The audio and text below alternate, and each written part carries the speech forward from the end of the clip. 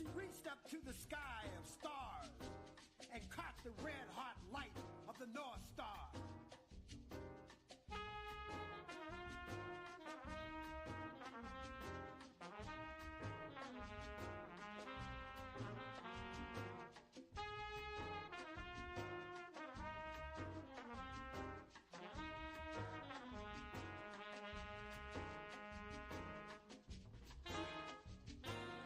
Opened the earth, walking with blood-soaked feet. She challenged the whip, the gun, the knife. She challenged the fire, pulled from the bodies of slaves, made into laws, prisons, and courts.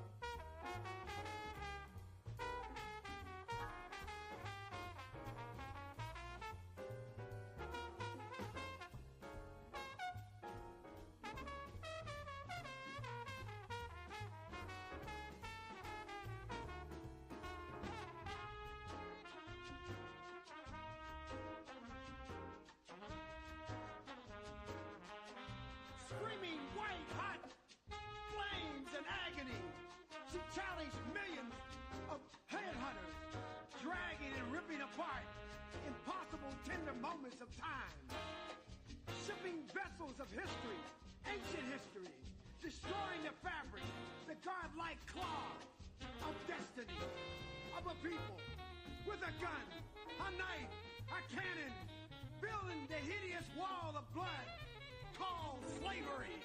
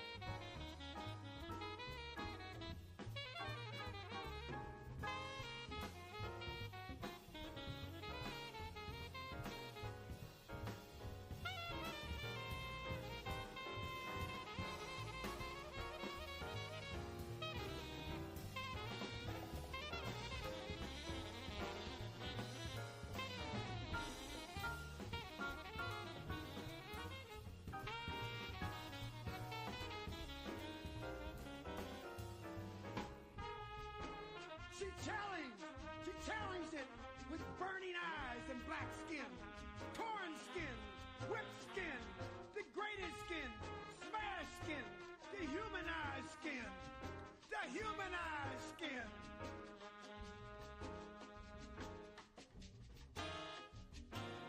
Strong enough to bring a fee, strong enough to be free, to be free, to be free. Strong enough to bring a fee, strong enough to be free.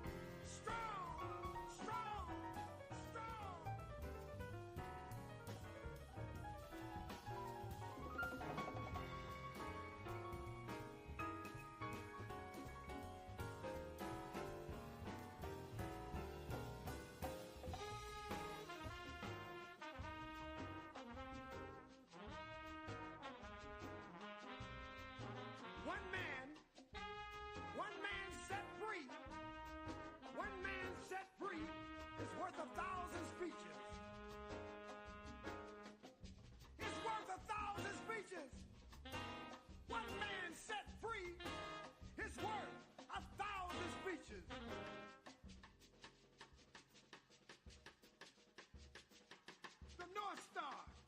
The North Star caught the red hot light. She saw the dawn. She saw the death. She saw the new day. She saw the North Star. She heard the song. She sang the song. She was the song. Go down. Go down. Go down, Moses. Go down. Go down. Let my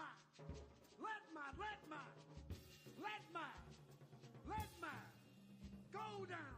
Let my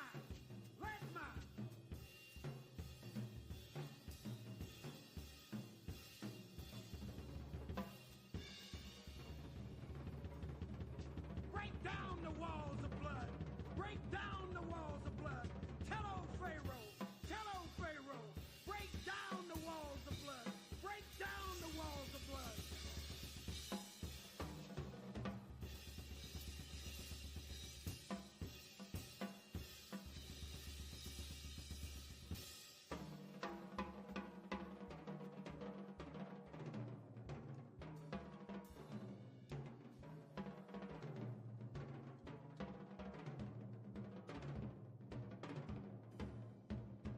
Let my people go. Break down the walls of blood. Break down the walls of blood.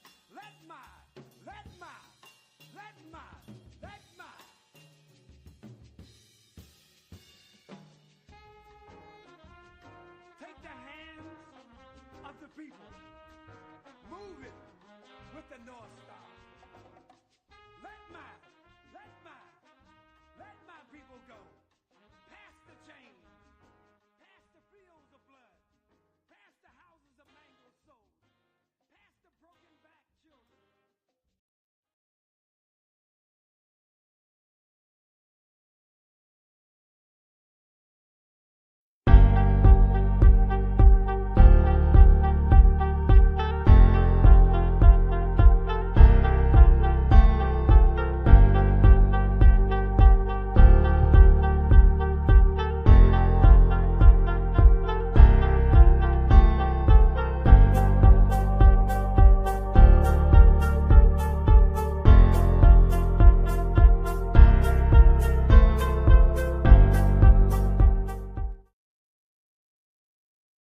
Good afternoon and welcome. My guest believes that Trump's proposals to radically transform much of the U.S. economic and social policy are being rapidly rolled out. How much he succeeds or fails in that transformation will depend on a number of factors. What are those factors? Let's connect some dots and find out.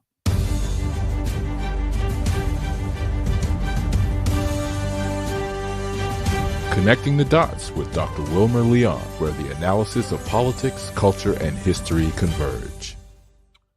Welcome to the Connecting the Dots podcast with Dr. Wilmer Leon, and I am Wilmer Leon. Here's the point.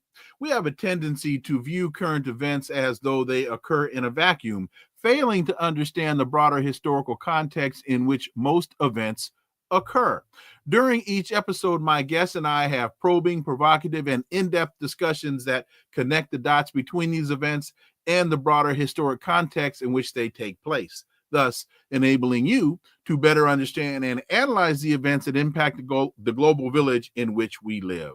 On today's episode, the issue before us is how much of Trump's success will be determined by the residue of conditions and policies left over by the Biden administration. But let's see, we don't have him yet. We are waiting for my guest to join us. And let me see if, okay, we're still waiting for him to join. But while we're doing that, I'll send it to him again.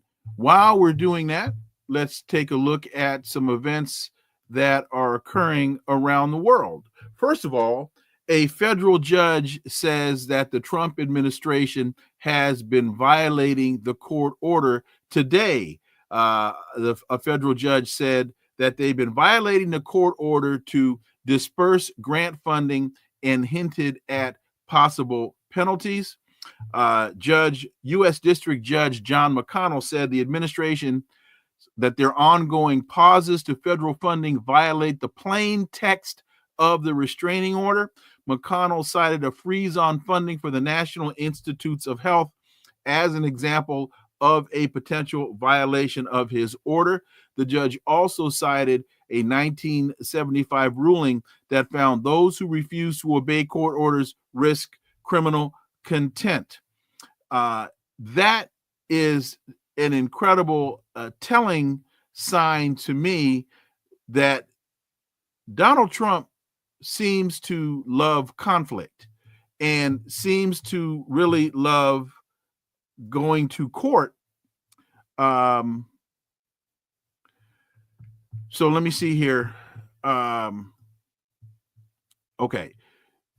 So there seems to be a problem with, okay, I'm going to do it. I'm going to try it this way. There seems to be a problem. So give me 1 second, folks. We're dealing with some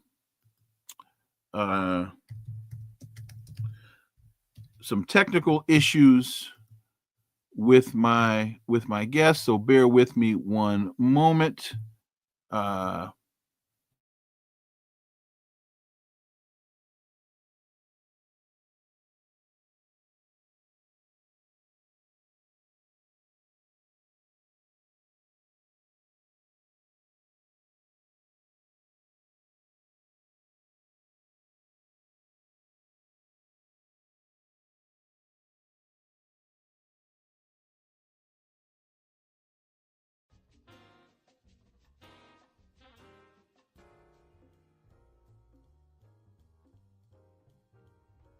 The history of twisted cathedrals, praying to insidious gods, for more lives, more darkness, more arms and body parts to run the foul-smelling ship of laws, constitution, and rights.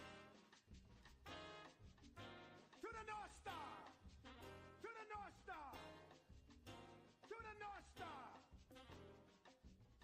To the North Star!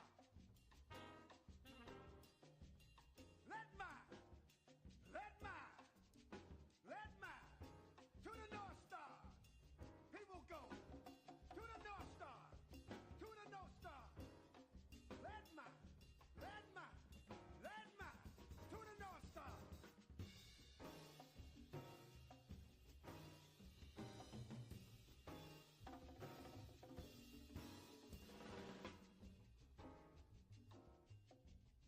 To the North Star. For all that is good. For all that is free. To the North Star. To the North Star.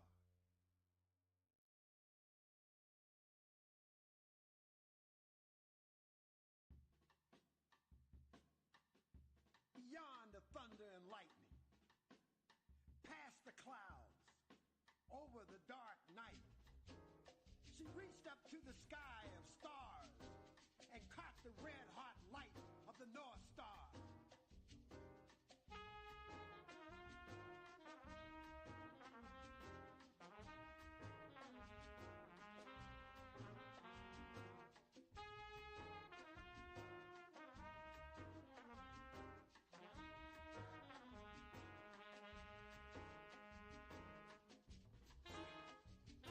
She opened the earth, walking with blood-soaked feet. She challenged the whip, the gun, the knife. She challenged the fire, pulled from the bodies of slaves, made into laws, prisons, and courts.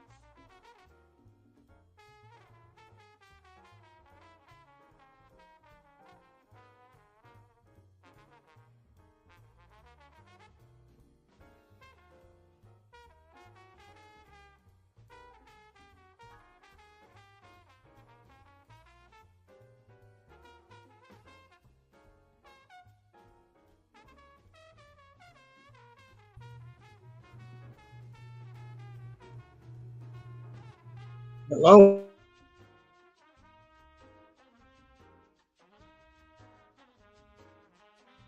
Screaming white-hot flames and agony, she challenged millions of headhunters, dragging and ripping So I think we're impossible tender moments of time. Okay. You hear me now? Of history, ancient history, destroying Hello?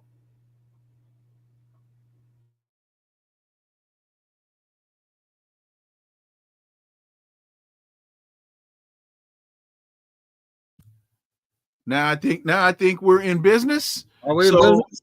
I Okay. think we're in business. So let me start this again. And so everybody will be on the same page at the same time. So we're back, folks. We got the technical issues resolved. My guest believes that Trump's proposals to radically transform much of U.S. economic and social policy are being rapidly rolled out, but how much he succeeds at being Trump or fails in that transformation will depend on a number of factors. My guest is a retired professor of political economy at St. Mary's University or St. Mary's College in California. He's the author of The Scourge of Neoliberalism, U.S. Economic Policy from Reagan to Trump, and he's the author of the article. Let me find the article. I've gotten a little Biden's Pernicious Presidential Legacies, and this is by Dr. Jack Rasmus. You can find it at World Financial Review. Dr. Jack, welcome to the show. My pleasure. Glad to join you again. Thanks for your patience. We were able to weather the storm and get through our technical issues. So, Jack, you write that Biden's legacies will play an important role influencing and perhaps even determining how Trump may fare in implementing his plans. Jack, what are the legacy policies and conditions that you're referring to? Well, on the economic domestic front, of course, we still have a chronically high embedded rate of inflation in the U.S. As I've been arguing and explaining for some time, it's significantly higher than the 2.9% that you get for the CPI for a whole number of technical reasons that I won't get into, but even more fundamentally because what the CPI does not cover. For example, interest rates are not covered in the CPI, which is a big cost here to households. In the price of a home has gone up 39% according to the Schiller Index here over the Biden period, but the cost of a mortgage is 113%, and then people pay mortgages; they don't pay house costs. And then, of course, you got home insurance and repairs and all that, which have gone through the roof, too. And then, you don't have tax increases, particularly local property taxes and so forth that have gone up, and government fees and so forth. And as I've argued and written many times here over the past year, the CPI does not reflect actual food inflation, does not reflect insurances and other services to a real extent. So, we really have about, I'd say, around 4 to 5% inflation, CPI inflation, right? Not 2.9%. But the important thing is it's starting to creep back up because the decline of inflation, in the last 2 years of the Biden administration, when it hit a peak of officially 9, actually double digit, down to its reported levels now, is mostly because of goods prices having come down, cost of gasoline and so forth. But now those prices are going up again in the last 2 months of last year and will continue to go up. So we've got good prices creeping back up, goods, and we have services prices chronically high, and it's really 4 to 5%. And now we're going to get the tariffs on top of that, which will have some effect on boosting prices, not as much as people say, but some.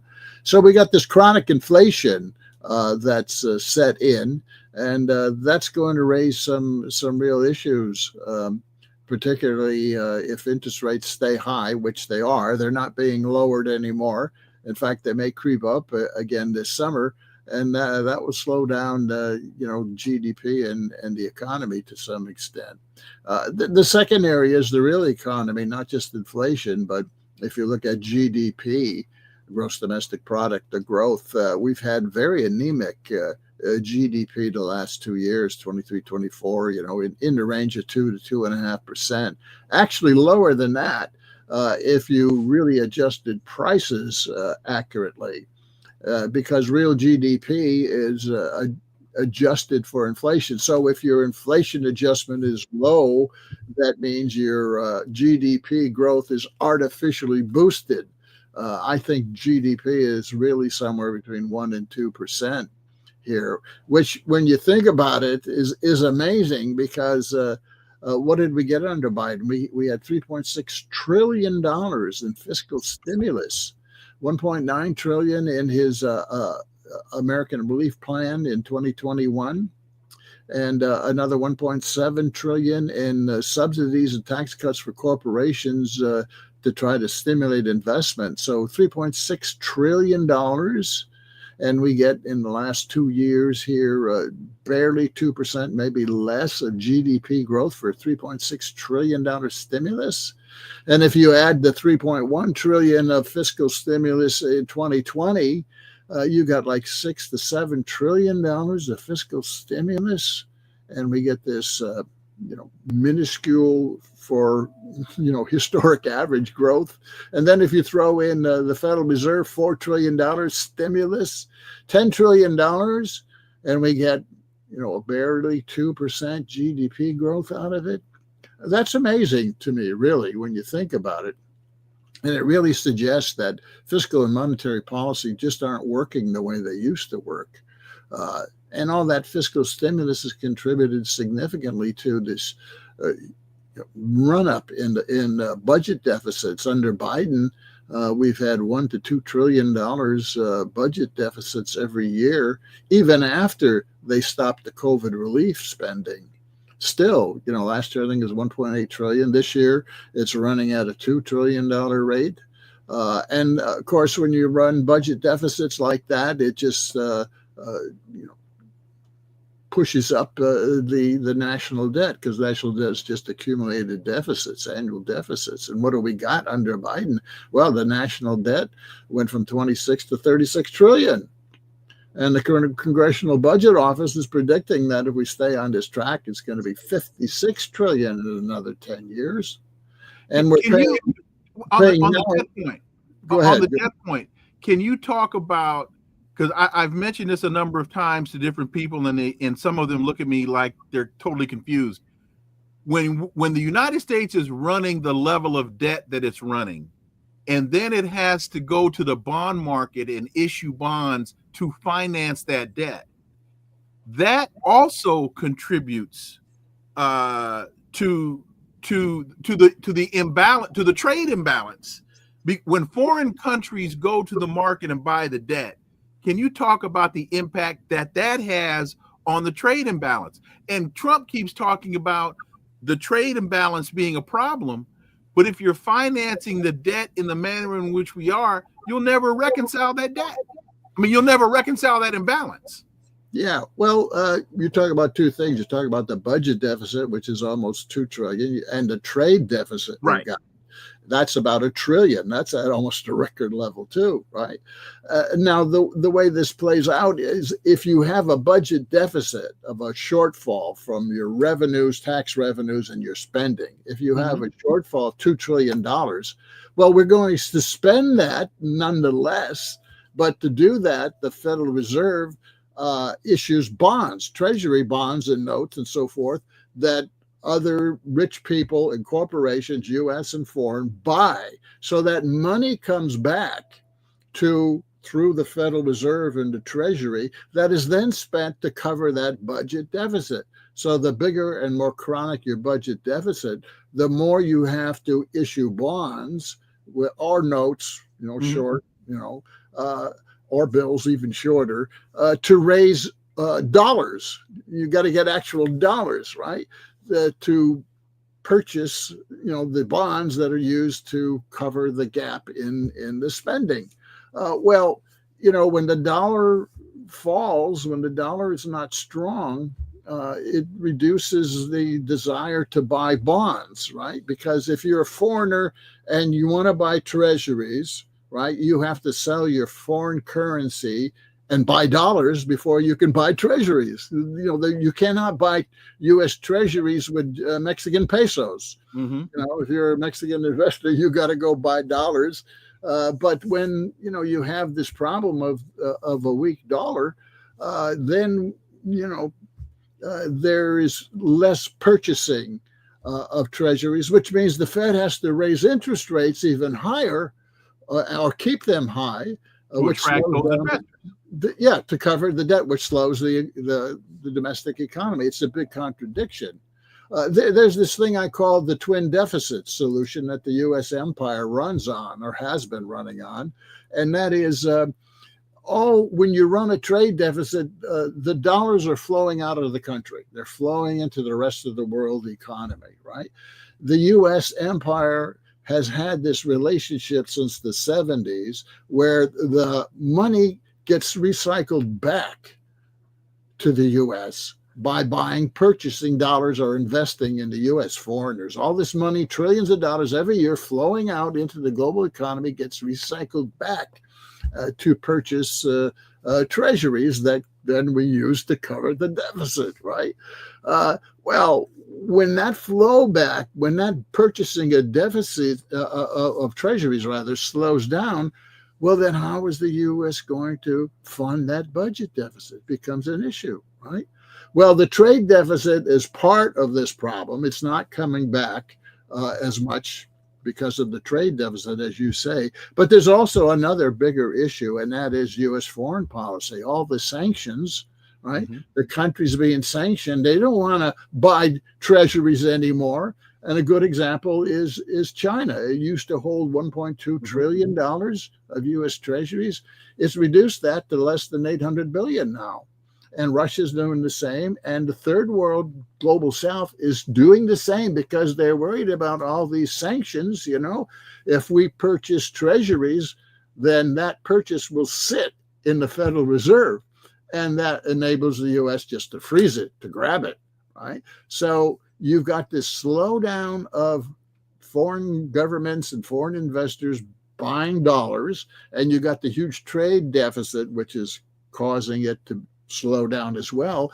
And that's raising this issue of the Federal Reserve having to raise interest rates to make it attractive, nonetheless, to buy more risky treasuries. And that slows the government down, the economy down. And I predict that if interest rates stay high and creep up, which they will, that there will be a big clash between Trump and the Federal Reserve, because that already happened back in his first term. The Fed started raising rates and Trump jumped on him, and they had this big clash. Powell, the chair of the Fed, and Trump, and then the Fed reduced rates again. Well, we're going to see this happen here, not right away, but maybe toward the end of the year or later. Trump is going to try to force the Fed to lower interest rates. But if it lowers interest rates, it can't attract the dollars from foreign investors to cover the budget deficit. So you see, there's a big contradiction here. Damned if they do, damned if they don't. And that's one of the legacies that Biden has left, because he added $10 trillion to the national debt. They had cumulative budget deficits of $7.6 trillion and $10 trillion to the national debt, which has put the Fed in an untenable position. This is all part of the empire breaking down, getting weaker. And the big symbol of it is the dollar. One of the viewers asks or makes the point that Europe is sinking between the U.S. on the one hand and China on the other. Do you see it that way, and if so, why? I wouldn't say sinking. I would say becoming an increasing economic dependency and to some extent political dependency of the U.S. That's what's happening to Europe. It's becoming weaker economically and more dependent on the U.S. The sanctions had a big impact on that whole process, of course, because the U.S. drove cheap Russian energy out of Europe, and other companies, Russian companies and banks and access and so forth. The U.S. sanctions policy, Biden howled out Europe and caused it to stagnate even more. Ever since 2008, Europe has been kind of limping along economically, can't really get going. And now, the sanctions kind of put a coup de grace on Europe, particularly Germany and some of these countries that were highly dependent on cheap Russian energy. Now they don't have it. But that was part of the U.S. Objective, I thought.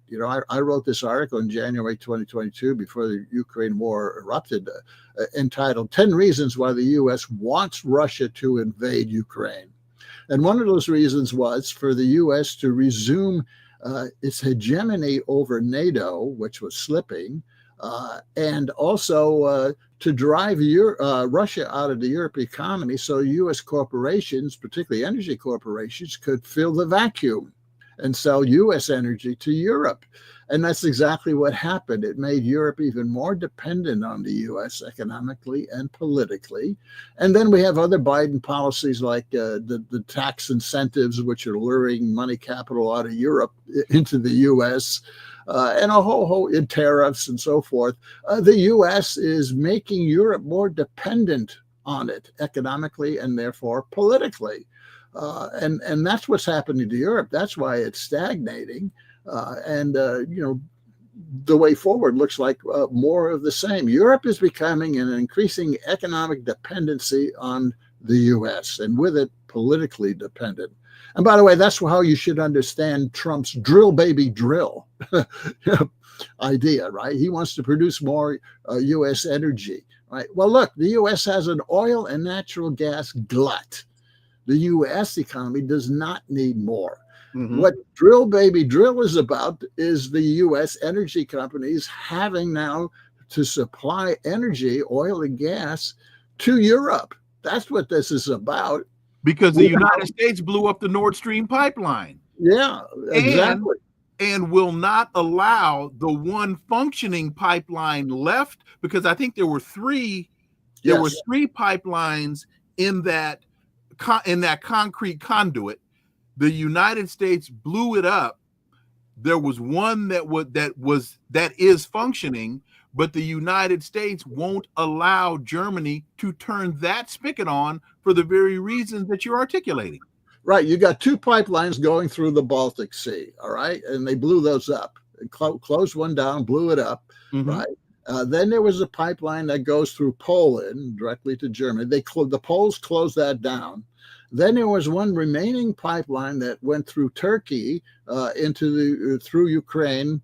One goes through Turkey, to Greece and Italy and so forth, mm-hmm. and another went through Ukraine. Well, Ukraine shut that one down, even though it meant no revenues. It was getting revenues, but Ukraine would never shut down that pipeline without the agreement of Brussels and Washington. So they closed that one down, and all you got is this one that goes through Turkey now. To Southern Europe, and it won't be enough to provide energy to Hungary and Slovakia and so forth. That's all designed to put the squeeze on Orban and some of the Fico, I think is Fisco. I forget how you pronounce it. Fitzo, right? Yeah. The U.S. is trying to close down, but at the same time, the Europeans are importing oil and gas through Turkey, which is Russian gas. And there's all kind of loopholes. The French, whose the majority of their energy is from nuclear energy, is still importing uranium from Russia. Okay. So there's all these loopholes that exist, and slowly the Biden administration tried to close it down because there's a lot of political negotiations got to go on. But the sanctions haven't worked except to slow down Germany and some of the other economies, particularly in Northern Europe, because the price is higher. The U.S. is now shipping LNG, natural gas, and oil to Europe, but at a price significantly higher, which makes European, particularly German companies, uncompetitive to the U.S., which enables American companies to pick up the business in Germany. People need to understand. Well, first of all, thank you, Lee Ricks. Thank you for that super sticker. And people need to understand that that's one of the primary objectives of this Ukraine fiasco was to deindustrialize Germany, force Europeans to buy gas from the United States, and to try to force German manufacturing to move out of Germany and find a home here. That's one of the objectives, which we can debate pro or con, but at least, Joe Biden, be honest in why you were starting this fight it has nothing to do with democracy and has everything to do with deindustrializing Germany and forcing Europe to buy American natural gas. Yeah, I think that was the fundamental strategy. I think overlaid on that was this neocon fantasy that somehow, arming Ukraine would stress the Russian economy to the point where it would collapse, which was nonsense. It had just the opposite result. And that collapse would somehow end up with regime change. This is neocons. Neocons are they're the dumbest pencil in the box, really, when it comes to foreign policy. They've done more damage. And I think Biden and his neocons have done more to undermine the U.S. economic empire than than Putin or Xi could ever have done.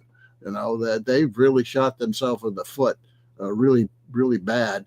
And, you've got the BRICS expanding rapidly and coming up with a different global payment system and talking about their own IMF-like regime and their own currency and everything. That's the legacy of Trump too. Of Biden too. He's disrupted, and then of course the Biden's genocide in the Middle East, has turned most of those Middle Eastern countries away. The U.S. influence in the Middle East is at historic low point, if there's any at all, and it's pushing these countries into the BRICS, which are already occurring. Biden has really been a disaster for U.S. Foreign policy. It's hard to imagine that worse could have been done from their own perspective, their own interest. Not just Europe, but the Middle East and Ukraine project, of which we've thrown $300 billion at. By the way, most of that has not gone to Ukraine. Most of that has gone from Washington to the accounts of the military-industrial complex of the U.S. All these arms sales, that money doesn't go to Ukraine, and then Ukraine buys the arms from Boeing and Raytheon. No, it goes from Washington directly to Raytheon, right? And that's most of it. And the rest of it has been the U.S. just giving all this free money to pay for the Ukrainian government. We pay all the salaries of all the Ukrainian government and all their benefits. They got a better pension system than we have. We pay their retirement. Yeah, which Americans don't have. No, you have a good pension, for their economy. I think you can retire at 60 or 62 with full pension benefits if you're a government employee. And unless they send you to the Ukraine front to fight with Russia. Yeah, well, they're trying to do that too. That's another thing, all this this talk about the latest thing from Zelensky. What does he say? He says, they couldn't force draft everybody. They had to give up on that. And now they're offering, if you join the Ukraine army, if you're 18 to 25 and you join the Ukraine army for 1 year, we're going to give you free home loans and free college education for 1 year. If you survive, of course. The problem is you'll be dead in 10 days. Yeah, but the question is, where is that money coming from? To pay for that from the USA somehow. He thinks, from the USA. We don't want to pay student loans, but in the United States, but we'll pay for Russians to go. We'll pay for Ukrainians to go fight Russia, and if they survive, I think their life expectancy on the front line is about 10 days. They'll pay home loans and school loans. But before we get back to your piece, I want to be sure Trump is now proposing 25% sanctions on steel and aluminum. Can you speak to the efficaciousness, I think that's the right word, of Trump imposing those tariffs? Well, first of all, you got to understand that Trump tariff policies is not simply about tariffs, right? Mm-hmm. It's usually a way that he browbeats, another trading partner to make concessions. Right? Trump, tariff policy has a number of objectives in it, and it's not just balance of payment, trade balance question. So we're going to have to see 25% on steel and aluminum, or 25% on so-called Canada and Mexico. We saw him announce that on February 1st, 25% across the board on Mexico and Canada, and then he suspended that as soon as Mexico and Canada said, "Well, we'll send 10,000 troops to the border to intercept immigrants." Mm-hmm. As soon as that happened, it got suspended.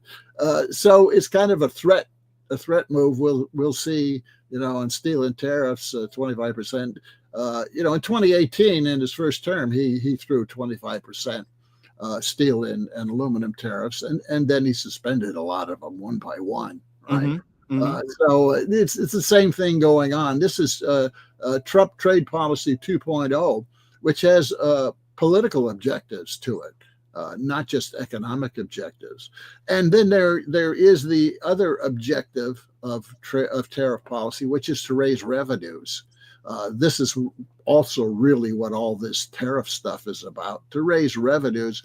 He raised revenues during his first trade war. Okay. Mm-hmm. The first trade war, however, was really targeting China.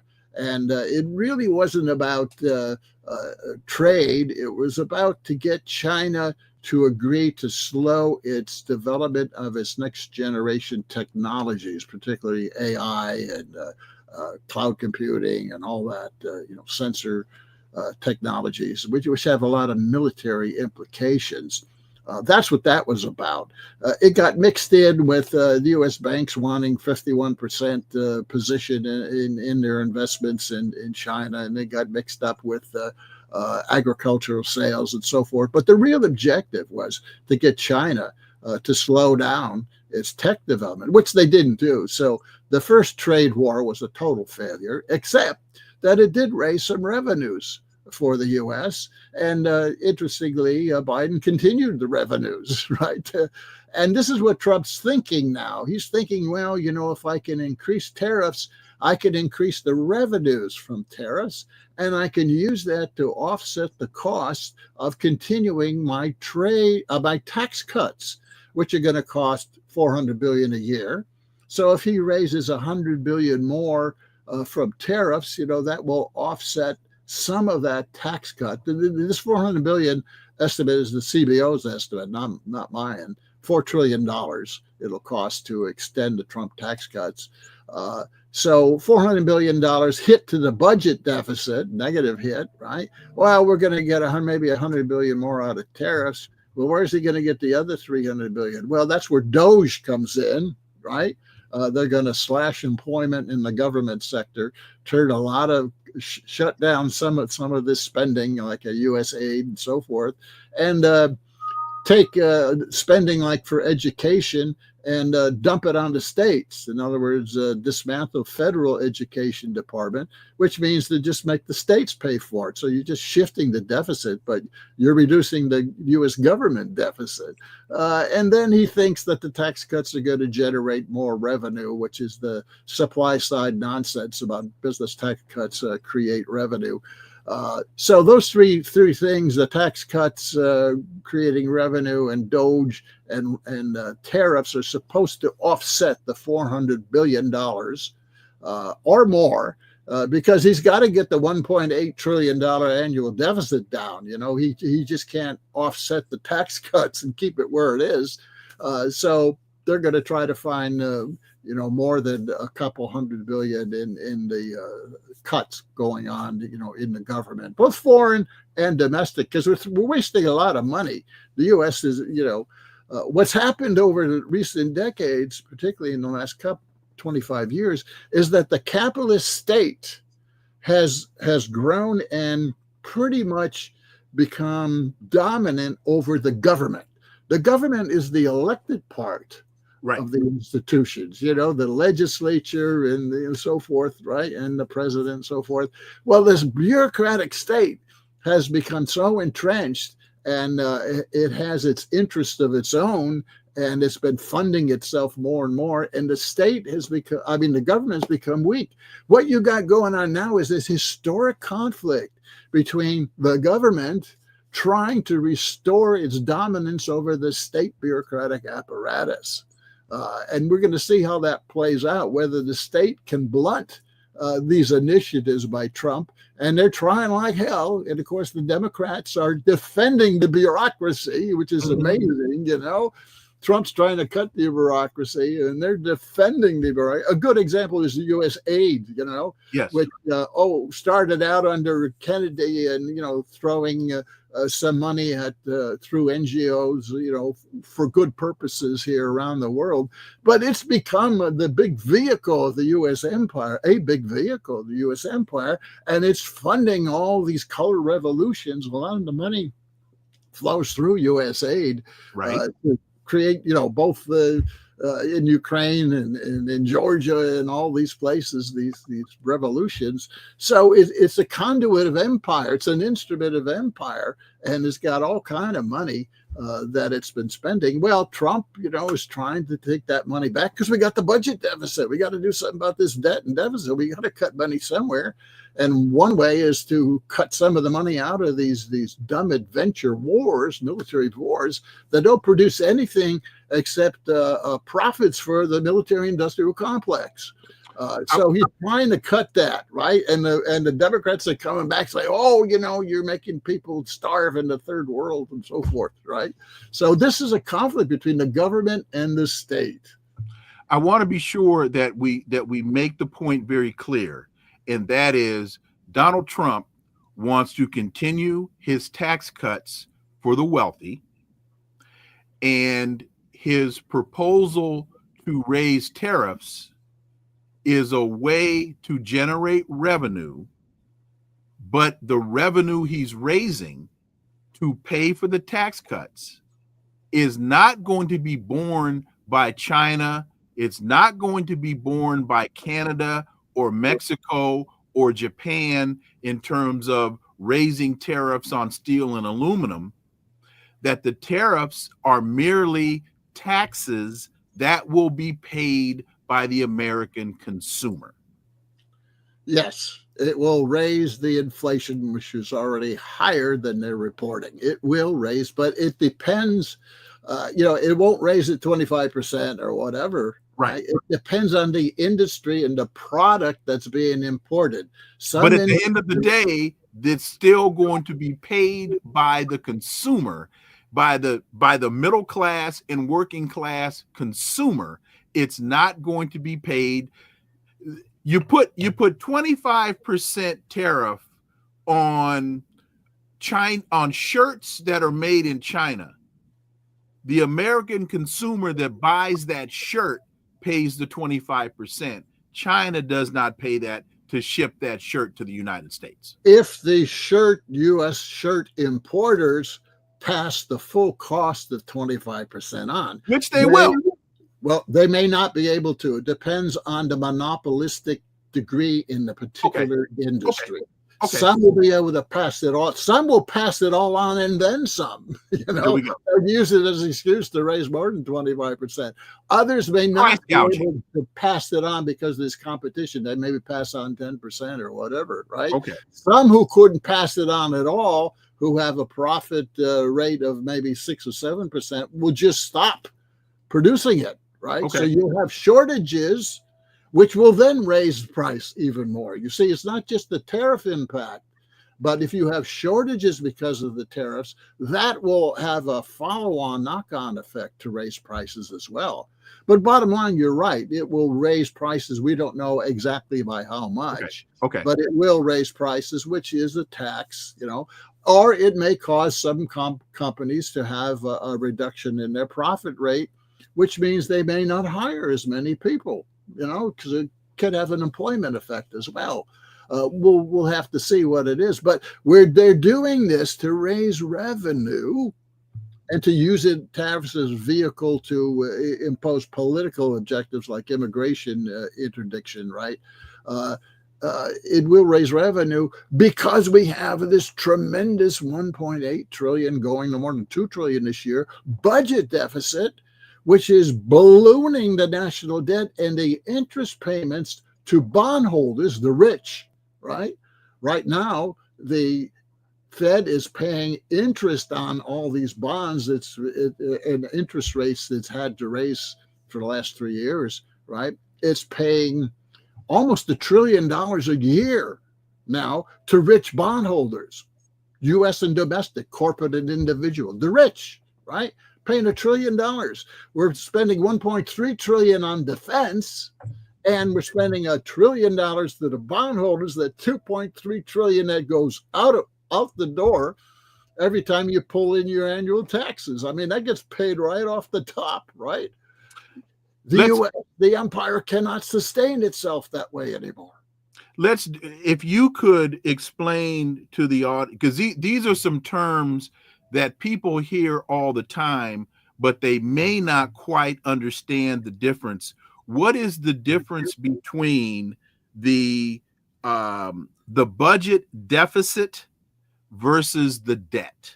Okay, think of the budget deficit. Revenues come in from taxes, spending goes out to bondholders and so forth, right? That's the interest rate on that's spending goes out. The difference between the spending and the revenue is your deficit. Think of the deficit as dirt in a hole, okay? And you keep digging that national debt hole every year. You got a deficit. You got to take 2 trillion of dirt out of that hole. The debt gets bigger and bigger, but the debt is financed by issuing bonds to the rich and corporations around the world, as well as the U.S., right? And that expenditure, that interest payments, that $1 trillion a year, also contributes to the deficit every year, you see? So it feeds back on itself. The bigger the hole, right? But of course, the big part of the deficit spending, the reason why we have a budget deficit, is the tax cuts are 60% why you have a deficit every year. Tax cuts, tax revenue, the lack of tax. Because you're not bringing in that tax dollar to offset your spending. And we've cut, listen to this, we've cut taxes, mostly for the rich and corporations, since 2001 by $17 trillion. At the same time, we increased war spending by $8 trillion. There's $25 trillion of the $36 trillion national debt right there. Tax cuts. Also, it's not just the tax cutting. When you have slow growth, you have less tax revenue coming in. And we've had chronic slow growth since 2008. Partially because, contrary to what Ronald Reagan projected, and contrary to what Donald Trump is trying to do, cutting the taxes for the wealthy has not increased investment by the wealthy. So the economy isn't growing because those tax cuts aren't trickling down as Ronald Reagan, the trickle down economics or the voodoo economics that George H.W. dubbed it. If you cut those taxes for the poor and the middle class, that spending would actually trickle up. But that's the game that they're playing. That's not the reality that we live with. Well, let's take it one step forward. Okay. Where did the $17 trillion in tax cuts go, is what you're saying. Right. They didn't go to finance expansion in the U.S., making goods and services and hiring people and creating incomes and wages. They didn't go, well, where the hell did it go? I'll tell you where it went. It went into financial asset markets. It went into stocks and bonds and derivatives and currencies and so forth. Those companies brought back their stock.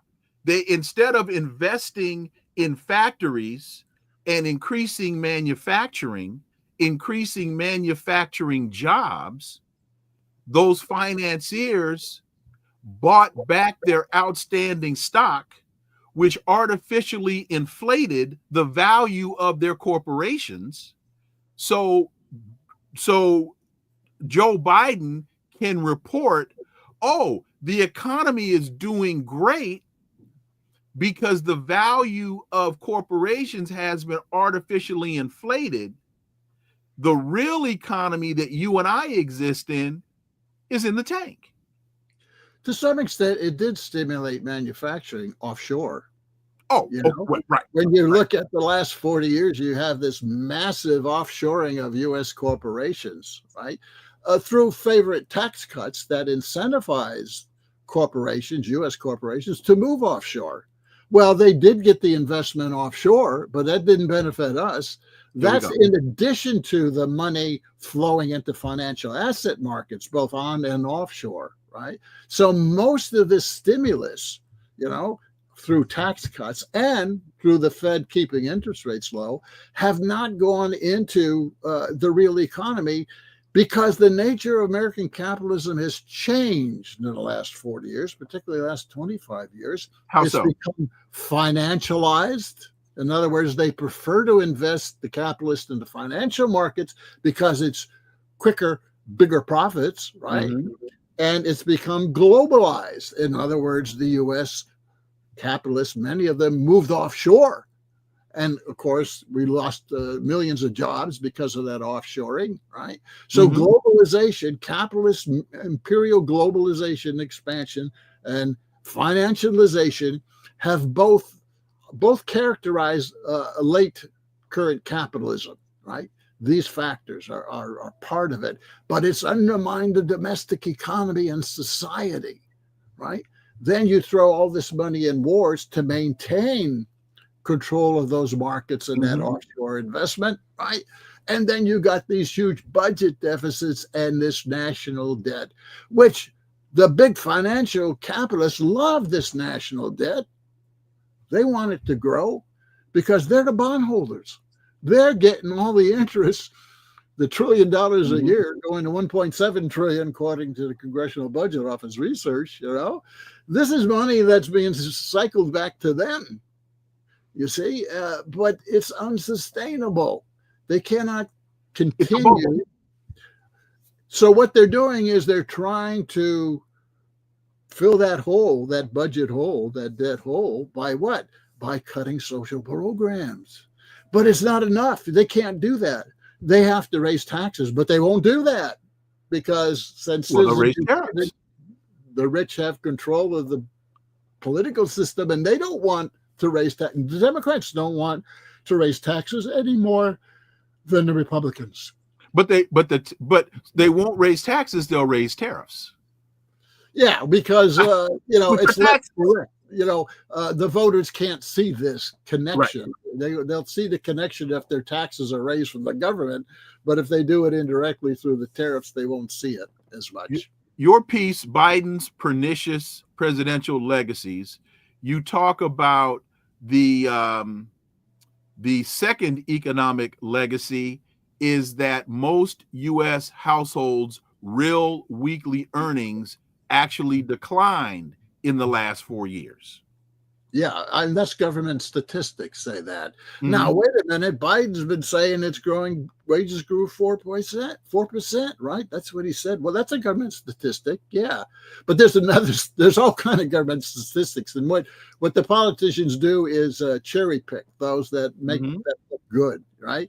If you look at what that 4% wage increase really represents, well, first of all, it's only for full-time workers. Right. We got about 160 million people in the workforce, right? We got about 110 million who are full-time. We got about 50 million people who don't work full-time, right? 4% is only for full-time workers.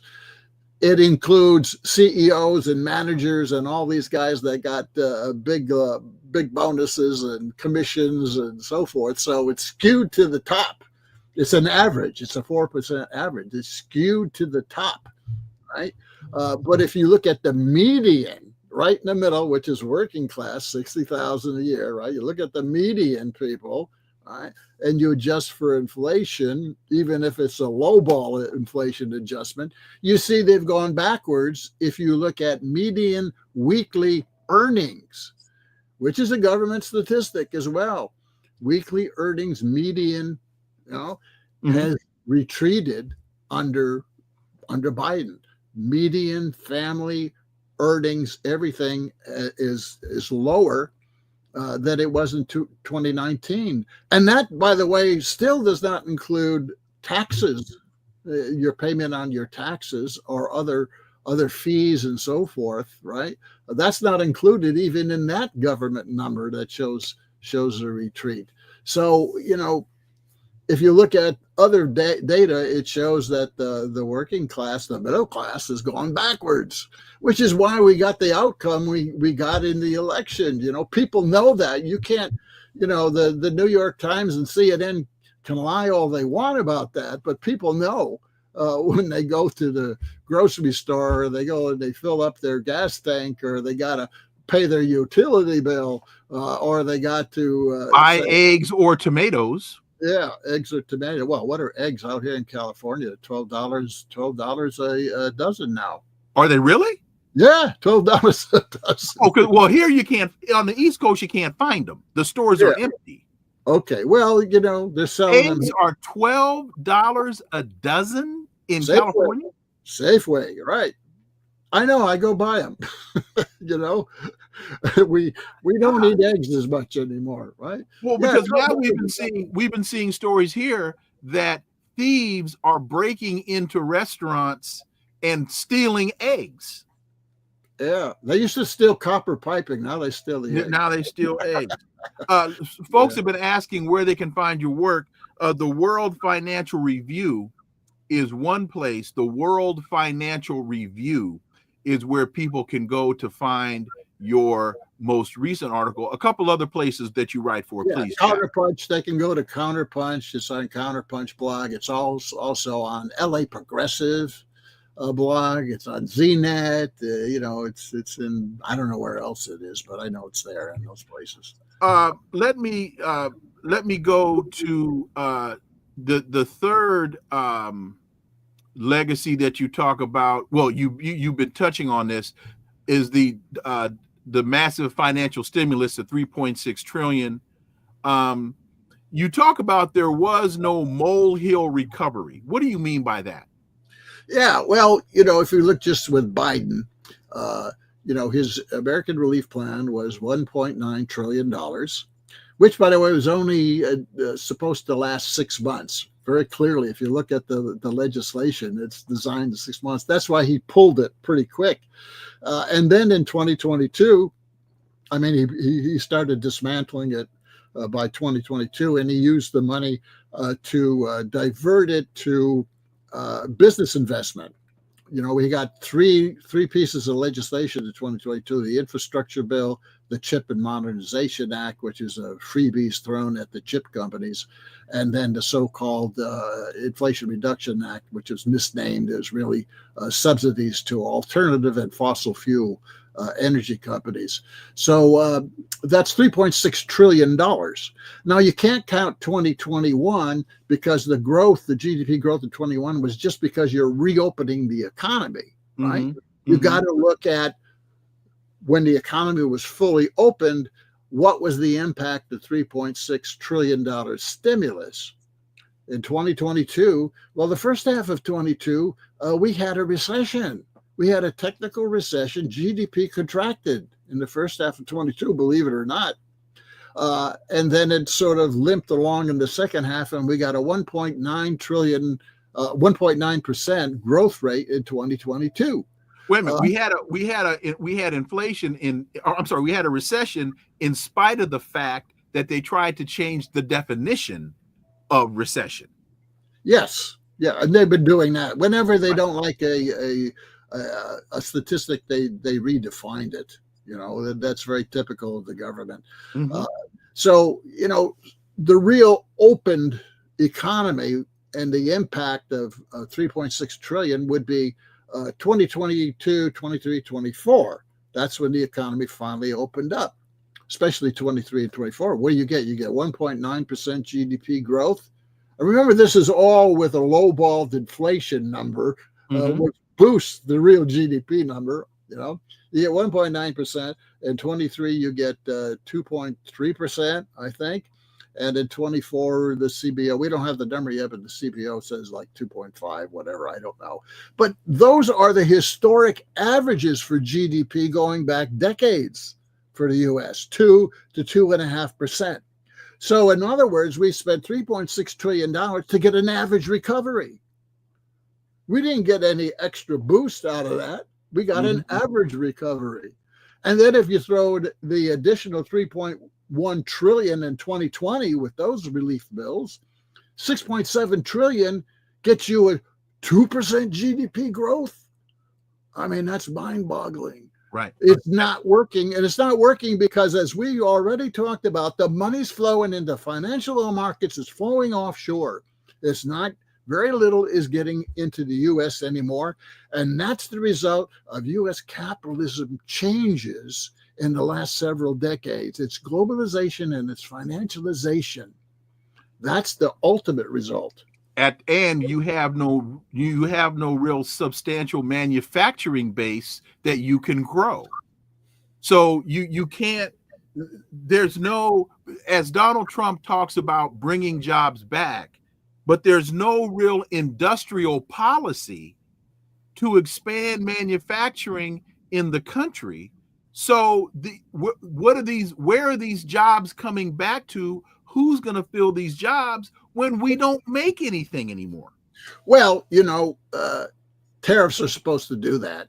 Oh, if he can raise them high enough. I forgot. That's what tariffs are supposed to do. Force onshoring, right? Force onshoring.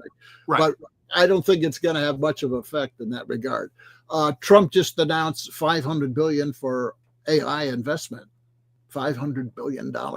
Over a decade. I don't know how much each decade. Well, that's just an idea, but that's supposed to bring these tech companies back to the U.S. But right? China did it with deep dive for $6 million. Yeah, they don't have a problem of offshoring that they got to bring back. They already got it on shore, right? Look, the AI competition is between just China and the U.S. If you look at the patents filed in artificial intelligence, it's just U.S. and China, 90% of all the patents. Europe isn't even in the picture. Europe is a backwater now in the global capitalist economy. But why? Because I don't hear a whole lot of U.S. analysts talking about the billions of dollars that have gone into American AI development balanced against the $6 million that China invested to come up with a better product. Yeah, well, that scared the hell out of people in the policymakers in the U.S. Here's China creating a less costly investment alternative for AI, and we're throwing huge amounts of money into AI, and this is part of the competition. This is part of competition for AI, which you got to keep in mind. AI is not just this chatbot stuff. Mm-hmm. AI is really about next generation military technology. Right. That's what AI is all about. Autonomous missiles, autonomous robots on the ground, autonomous tanks, sensor technology, being hypersonic missiles. Isn't China winning? I would say China has won. China isn't winning. China has won, Jack. Well, in terms of drone technology and missile technology, China and Russia are way ahead of the U.S. And this is what some in the U.S., Vance and Musk and others, are worried about now. And they're saying we have to really change even what's going on in the Defense Department, because we're throwing money at yesterday's wars. We have to switch to hypersonic and missiles and drones and so forth, and stop building these $2 trillion aircraft carriers that can be sunk in a minute now by hypersonic missiles. The U.S. is way behind. It's got to shift its whole defense structure, and they know that. Just as it's got to shift its foreign policy, throwing billions and tens of hundreds of billions of dollars at these foreign wars through the USAID and so forth. The smart capitalists in this country know that a restructuring is necessary of the military and of the U.S. economy. This is a major restructuring that's similar to what happened in the late 70s, early 80s, when we went into neoliberalism in response to the crisis of the 70s, the economic crisis and the military and political crisis of the 70s. Neoliberalism is a response to that, and it worked for a couple decades. Now they have to restructure again of the capitalist economy and policies here, and that's what Trump is about. But Trump now is finding this bureaucratic state apparatus which is blocking him. The government knows it has to make these changes, but the state doesn't want to change it. And you got a major party, the Democrats, who don't want to change it either. Right? You look at the history of U.S. capitalism for the last century or so, it undergoes periodically these restructuring in order to advance and maintain itself. It restructured after World War I. That's when we get the Federal Reserve, right before we get the corporate income tax and the income tax. You can go back because it restructured under the Industrial Revolution. It restructured and then restructured under World War I. Yeah, right? Well, you could say, the Civil War produced, a whole surge of industry, and it did, but that was more a domestic thing. When you look at the 20th century, World War I, and then after World War II, restructuring, and then the neoliberal, this is empire. This is empire time. I have a book coming out later in the year called The Twilight of American Empire, right? Which will look at all the way back to 1760, how the U.S. built its empire, right? And the first century or so, it was all the empire was mostly the North American continent and the islands nearby and so forth, right? But ever since then, it's been stepping out into the world. It became a co-imperial hegemon in the 1920s as Europe shot itself in the foot with World War I. And then in World War II, it became the dominant hegemon here, and Europe was even less important. And of course, Japan was totally occupied and still is. And then, of course, it slowed down in the 70s. These restructurings I talked about in my last book in 2020, the Scourge of Neoliberalism. The first early chapters were about how the U.S. empire goes through these restructuring phases every 3 or 4 decades, right? So we are at that kind of inflection point again, where Trump and that wing of the capitalists realize they got to restructure this thing. It's not working anymore. They are losing ground, globally, economically, militarily, and so forth. The U.S. economy is in a funk here. They got to come up with a whole new set of policies. And this is what Trump is trying to do here now. That's the way you should look at it. But you've got this big resistance now. You got this big state bureaucracy that does not want to change. And you got a party aligned with it that doesn't want to change either. So this is the big conflict of government versus the state to restructure the capitalist economy again, because it's losing ground. The empires are not about to collapse. Don't get me wrong here. I'm not, of that view that you find on the far left sometime. Some good analysts, like Michael Hudson and Richard will say, "Oh, it's about to collapse." No, the empire is not about to collapse. Empires don't collapse because they lose wars, right? They collapse because they cannot finance the empire anymore globally, and that's what we're seeing here. And we've got a wing of the capitalist class who is trying to say, well, we got to really fundamentally restructure this thing. And we'll see. This is what the big historic fight is about right now, in my opinion. So as we look at the, as we look at BRICS and we look at the China, what was the bank? The China Investment Bank. What's it called? The Talking about Belt and Road? No, well, the Belt and Road Initiative, but there's a Chinese investment bank, and I'm just drawing a blank on the technical actual name of it. But Belt and Road, they are investing in countries, they are investing in infrastructure, while the United States is investing in militarism. They are making friends and influencing people, while the United States is still investing in militarism. Think of Belt and Road as the alternative to the U.S. World Bank. Mm-hmm. That's what it is. It's an alternative institution to the World Bank. And as you said, the Chinese have been throwing a lot of money, particularly in Africa and even in South America now. You know, there's this big project in Peru. China is building this huge port in Peru and has plans to then build a rail line from Peru all the way to Brazil. Right? China was cutting deals in Panama with the Panama Canal that freaked out Trump, right? And that's why Rubio went down there and told the president of Panama, you know, we're going to push this, take over the canal if you don't do something about the Chinese. So he pushed the Chinese out of these joint ventures, right, down there in Panama. So that's how you should see all this attack on Panama. It's really to push the Chinese out. But the U.S. hasn't done anything about Peru yet. They will.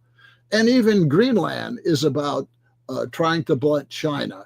You know, Greenland is about the opening of the Arctic as for trade patterns now, trade shipping, which because of climate change is going to be open pretty much of the year now.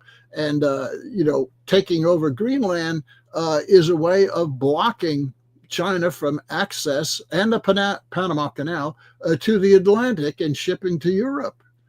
That's what that strategically is partly about. It's also partly about the U.S. is trying to develop an Arctic strategy to confront Russia's very well advanced Arctic strategy. To do that, you know, we've got Alaska, but we don't have Greenland. So they're going to take Greenland and they're going to push Canada to invest, you know, in the Arctic between Greenland and Alaska. Right. This is the U.S. Arctic strategy being developed as we're talking here. This is not crazy Trump. You know, the mainstream media likes to think Trump's crazy because he says, you know, extreme things. But the capitalists aren't crazy. There's a rationale to their madness here, and it's political and it's global. And that's how you should see some of these recent developments, not only domestic but international as well. So this is really what you're talking about as it relates to Greenland. First of all, the Trump threatening militarism as it relates to Greenland. He's, from what I've heard, Greenland's response is, I mean, what I've heard, Denmark's response is, why are you trying to take what you could just negotiate and get through peace? Is their question. Two, I would then ask, why are you trying to pick a fight with a NATO member invoking an Article 5 conflict? And this is really just American imperialism, American expansion. He's trying to expand the size of the United States. He's consolidating the empire, right, to its core is what he's doing. He's shoring up the core of the empire.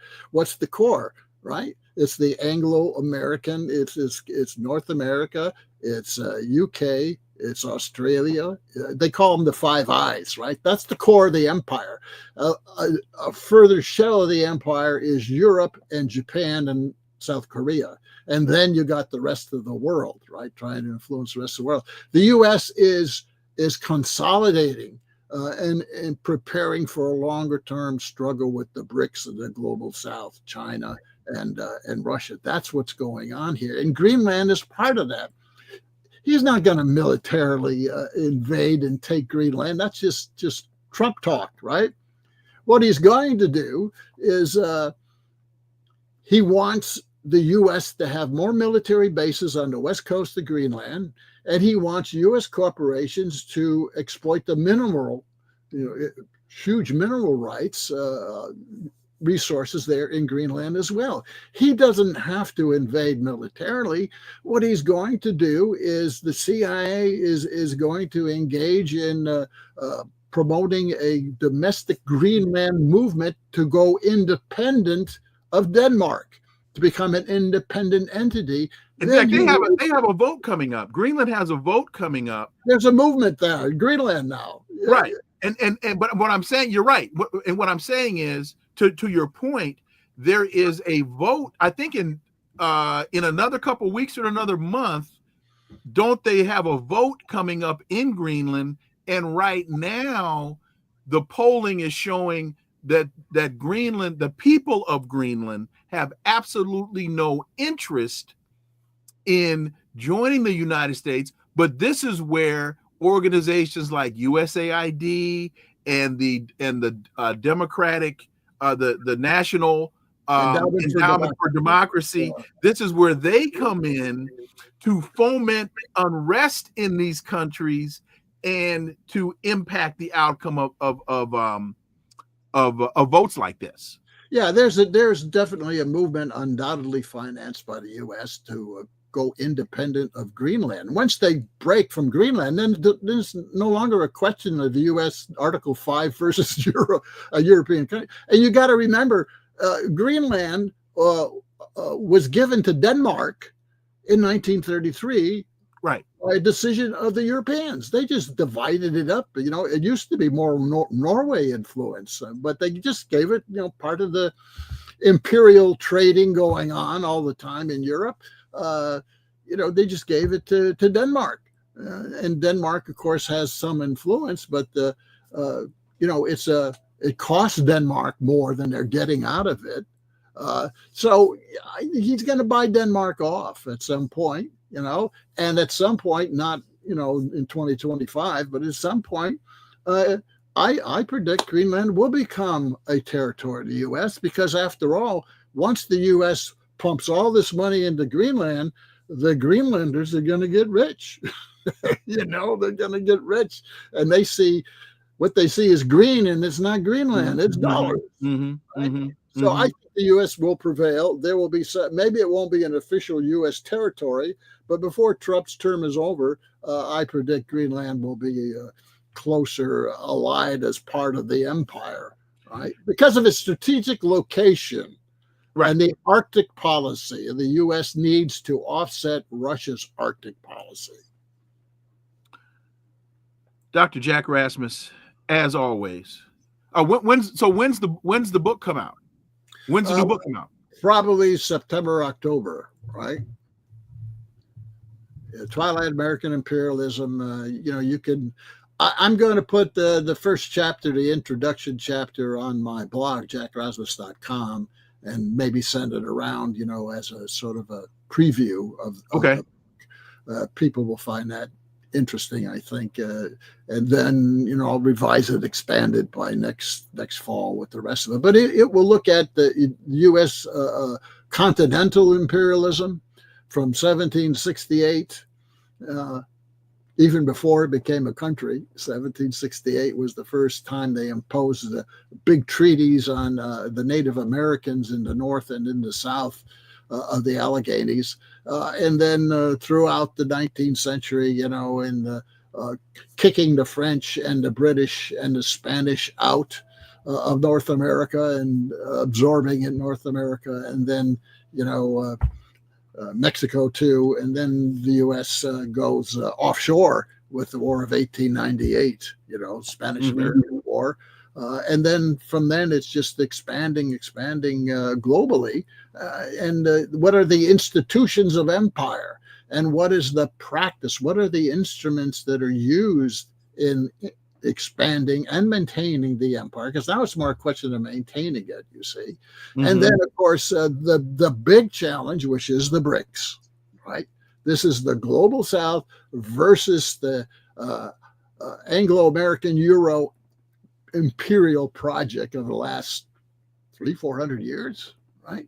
this is ending. We are living in very historic times globally, as well as domestically, as I said, government versus the state, right? Mm-hmm. Very interesting times. Well, Dr. Jack, welcome back. And it won't be nearly as long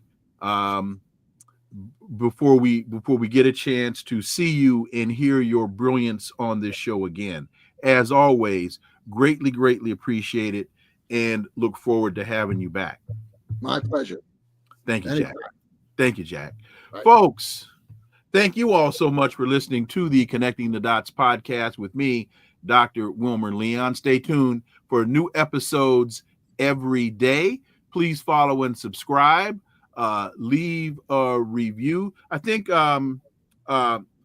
Malik Abdul is going to join us tomorrow and talk about some of the conflict and some of the issues that African American Republicans are facing in this Trumpian era of Republicanism. Please, I just made up a word. Please follow and subscribe, leave a review, share the show, follow us on social media. You can find all the links below in the show description. And remember that this is where the analysis of politics, culture, and history converge. Talk without analysis is just chatter, and we don't chatter on Connecting the Dots. See y'all tomorrow. Until then, I am Dr. Wilmer Leon. Have a great day. Peace. I'm out.